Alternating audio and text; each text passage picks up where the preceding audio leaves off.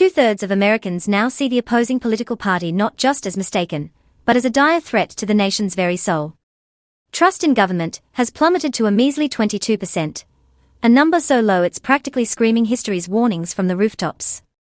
The middle class, once the glue holding this country together, is vanishing at an alarming rate, while housing affordability has sunk to its least accessible point in 30 years, locking young Americans out of their only intuitive path to financial security. And here's the shocker that might make your jaw drop. 62% of those under 30 now view socialism, yes, that same economic system linked to some of history's most murderous regimes, favorably. A trend gaining traction with every passing month. If that doesn't send a chill down your spine, consider this bombshell. The US national debt has just surged past $37 trillion, translating to over $100,000 of debt for every man, woman, and child in the country. That's more than what 18% of adults even earn in a year. The debt-to-GDP ratio is now a staggering 122% and climbing relentlessly toward the 130% collapse red line, a threshold where virtually every nation that's crossed it has tumbled into ruin. Are we teetering on the brink of a societal freefall? If you're feeling a knot of worry about your future, or burning with curiosity about how to navigate what's ahead, smash that like button right now and stay locked in, because we are about to speedrun the anatomy of a collapse and unveil your personal playbook to not just survive, but thrive in the chaos that might be looming. History doesn't mince words, and right now, it's blaring red alerts that demand our attention. Let's take a trip back to the twilight years of the Soviet Union. By 1990, grocery store shelves were so desolate that the average Soviet family was forced to shell out a third of their income on whatever food they could scrounge up, only to face chronic shortages that left pantries bare. Within a single year, that mighty empire disintegrated into dust. Now, fast forward to Argentina's harrowing debt default in 2001, poverty levels doubled in a mere 6 months, riots spread like wildfire across the nation, and the country cycled through 5 presidents in a frantic 2-week span as chaos reigned supreme.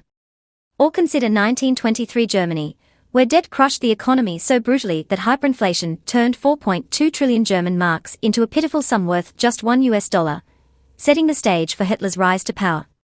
These aren't random anomalies or isolated incidents, they are a recurring pattern, a blueprint of collapse that's eerily mirroring the challenges we are grappling with in America today.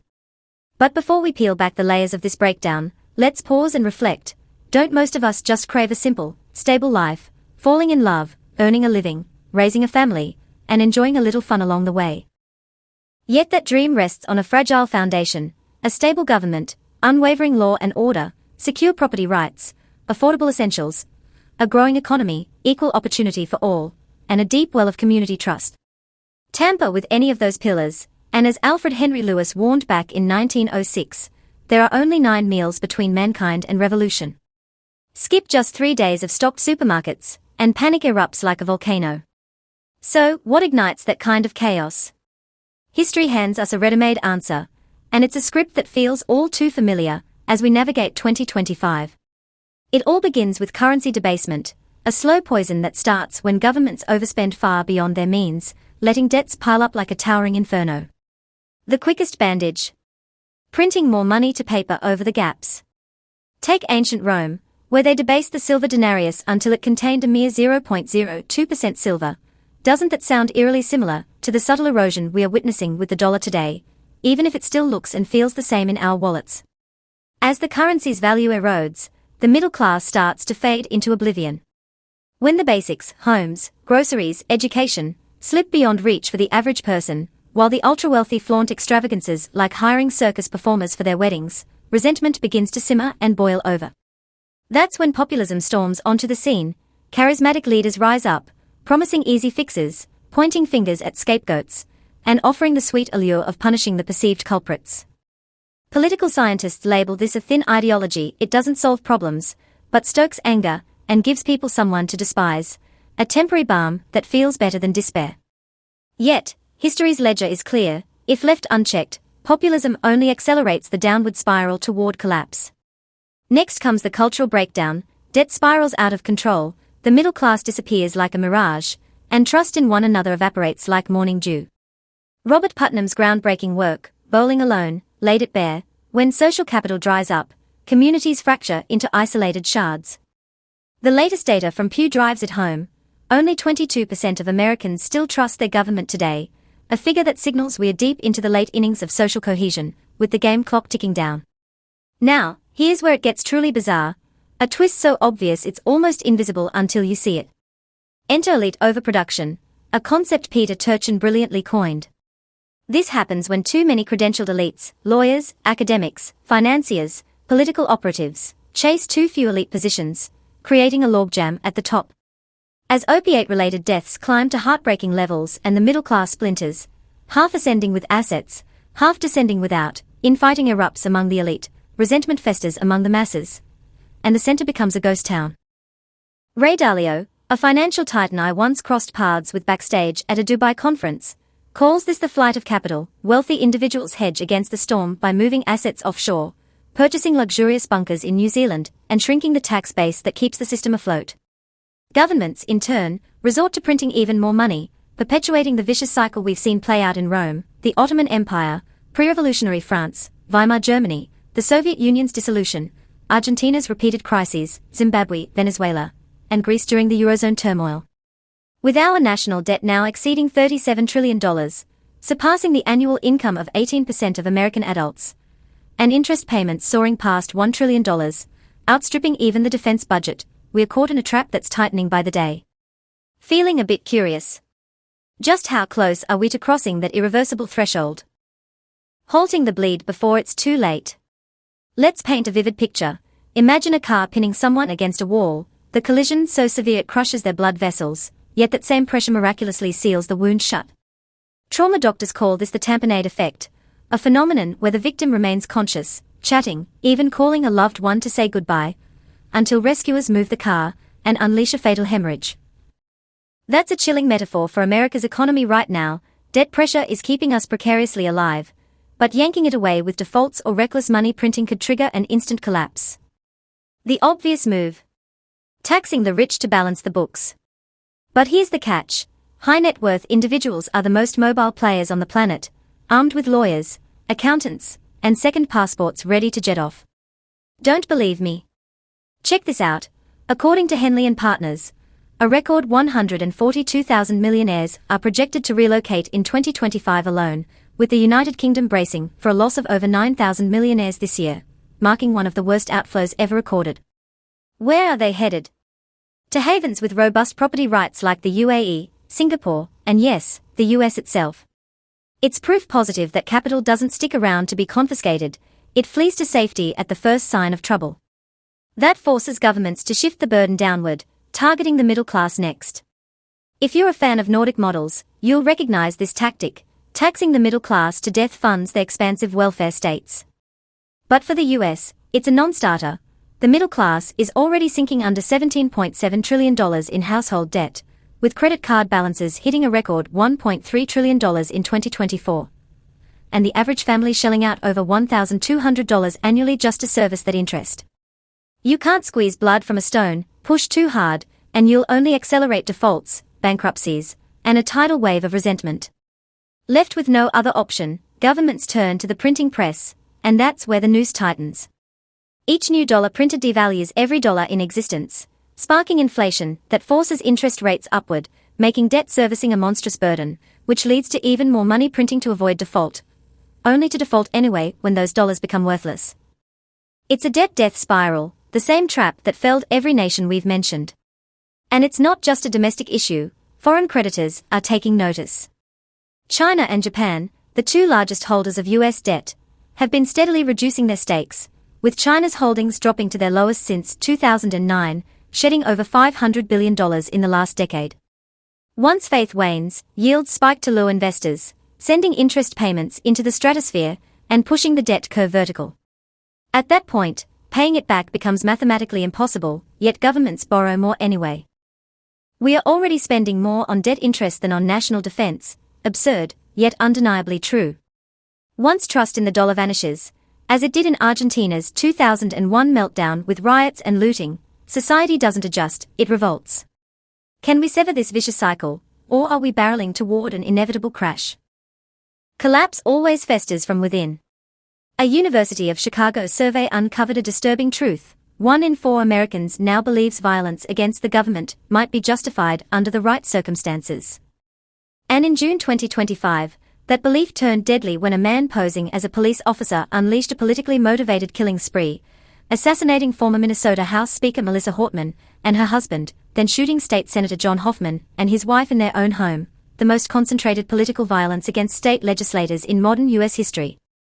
But the fracture lines don't stop there. It's no longer just people versus government, it's people versus each other. Pew Research finds that 2/3 of Americans now declare the other political party not just wrong, but a serious threat to the nation's survival. A level of polarization that doesn't end in debate, but in bloodshed. Add to that the fact that half the country views political elites as corrupt, a belief researchers link directly to openness toward violence. Among gun owners, 72% cite protection as their primary reason for owning firearms, far outpacing hunting or sport, while nearly half of all Americans report feeling persistently isolated. That's the social fabric unraveling before our eyes. In nearly every collapsing empire, the story echoes the same: debt piles up, taxes soar, the wealthy flee, money is debased to mask the debt, and the culture splinters into factions. Peter Turchin saw this coming long before it hit the headlines. Back in 2010, he published research predicting the 2020s would be a period of severe instability in America, a full decade before the pandemic, the riots, and these political assassinations rocked our world. His structural demographic theory, SDT, honed with Jack Goldstone, tracks three slow-burning pressures: elite overproduction, a populist economic squeeze, and state fiscal stress. He measures this instability with a composite political stress indicator, or PSI, which spikes when these forces align: too many elites vying for too few slots, households financially strangled, and a government too indebted and distrusted to absorb shocks. Does that ring a bell with the unrest we've witnessed in the 2020s? Turchin's 2010 paper in Nature and his 2020 retrospective in PLOS ONE with Goldstone confirmed his foresight. Riots and mass demonstrations surged throughout the 2010s, exactly as he'd forecasted. His genius wasn't in predicting a single event, but in spotting the kindling already stacked high, ready to ignite with any spark. Elite overproduction means a flood of credentials, more degrees, more lawyers, MBAs, power track grads, outstripping available elite positions, sparking vicious patronage wars and splintering coalitions at the top. Mass mobilization potential grows when worker wages lag behind GDP per person, urbanization concentrates the discontented, and large youth cohorts amplify the pressure cooker. Fiscal distress deepens as the debt-to-GDP ratio climbs to 122% and trust in institutions plummets to 22%, leaving the state with no buffer to buy peace through stimulus. These pressures don't just add up, they multiply, magnifying every shock and turning every policy fight into an existential battle. Sound familiar with today's headlines? Add populism to the mix.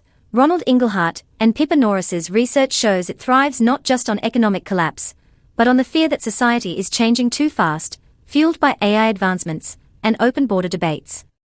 It points fingers, blames corrupt elites, and spreads like wildfire, giving people a target for their rage. Look at immigration. As globalism surges and nations weaken, governments open borders out of guilt or demographic need, straining infrastructure and piling on debt. Capitalists weaken the middle class further by importing cheap labor, hiring illegals, and offshoring manufacturing to cut costs, eroding bargaining power and wiping out high-paying blue-collar jobs. This financial strain, paired with other four right-wing populists to vilify, brews a disaster recipe. Rome flooded itself with outsiders in its dying days. Europe nearly tore apart during the 2015 migrant crisis and still grapples with cultural backlash. And the US, after 4 years of effectively porous borders, sees left and right clashing over solutions. Success breeds guilt-driven overgenerosity, but prosperity isn't a birthright. Ask England, where the sun once never set on its empire, now reduced to a small island off Europe's coast. The hard truth: economic prosperity is fragile, and when its fruits are shared recklessly, it collapses under expectation-fueled debt. Identity breaks down next, as Robert Putnam warned in Bowling Alone decades ago. When trust collapses and people no longer feel part of a shared national project, the nation fragments into warring factions. Pew's data confirms it. Trust in government is circling the drain. Once cooperation vanishes, violence takes its place. Ray Dalio and others note this as the hallmark of the big debt cycle, internal conflict driven by debt pinning us against the wall. Defaulting pulls the car away, killing us fast. What's our way out? Reality's inevitable slap. A recent survey reveals a startling shift. 62% of Americans under 30 now view socialism favorably, a trend powering the Democratic Socialists of America, DSA, to new heights. Their 2025 National Convention in Chicago drew tens of thousands, showcasing growing political muscle as DSA-backed candidates win city after city. This looks like genuine grassroots momentum, not a fleeting fad, though it leaves me uneasy. Here's the harsh truth: socialism doesn't work. R.J. Rummel's research tallies a staggering 260 million deaths under socialist or communist regimes in the 20th century alone, not from excess compassion, but from violence born of its failures. It promises freebies, seizes production means, and kills pricing signals, leading to shortages, corruption, black markets, and astronomical costs. The Soviet Union overflowed with ill-fitting shoes while grocery stores sat empty. Black markets became the real free market, just underground. Venezuela, once Latin America's oil-rich jewel, crumbled under socialist price controls like those Kamala Harris and M. Donny hint at, with inflation soaring into the thousands %, forcing millions to flee hunger and violence.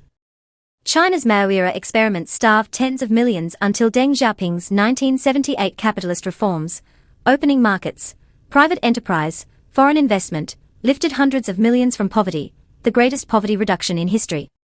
Socialism starts with equality promises, but ends in poverty and repression.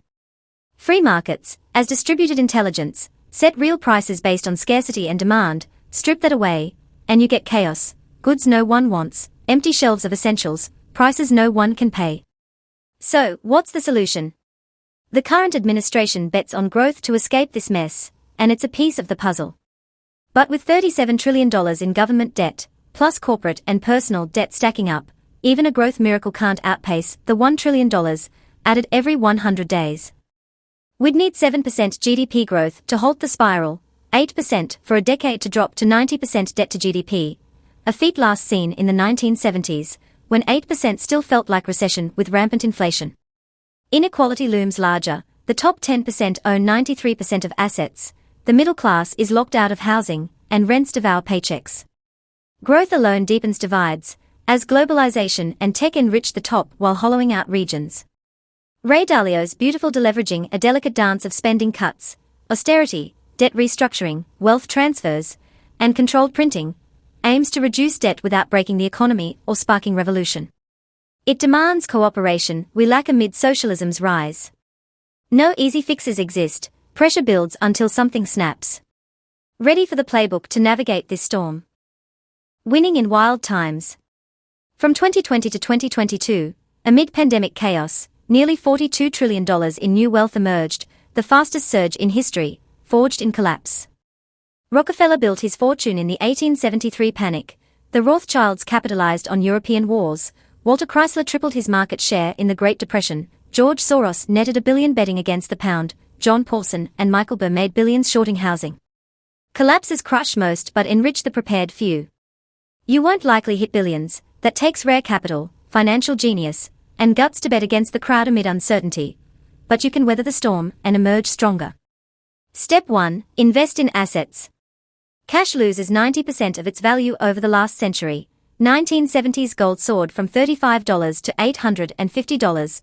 Oil jumped 400%. Stocks averaged 6.5% post-inflation over 200 years, while cash erodes. Assets protect. 10% own 93% of them. Step 2. Stay mobile. Relocate to capital-friendly, tax-efficient, safe havens like UAE or Singapore, India's 1970s exodus, Argentina's 2001 flight, 2025's 142,000 millionaires prove it. Step 3. Target business-friendly zones. Singapore, Switzerland, Denmark thrive, Venezuela's 75% GDP drop warns. Step 4. Hone skills. Grads earn 84% more, electricians hit $120 per hour, AI engineers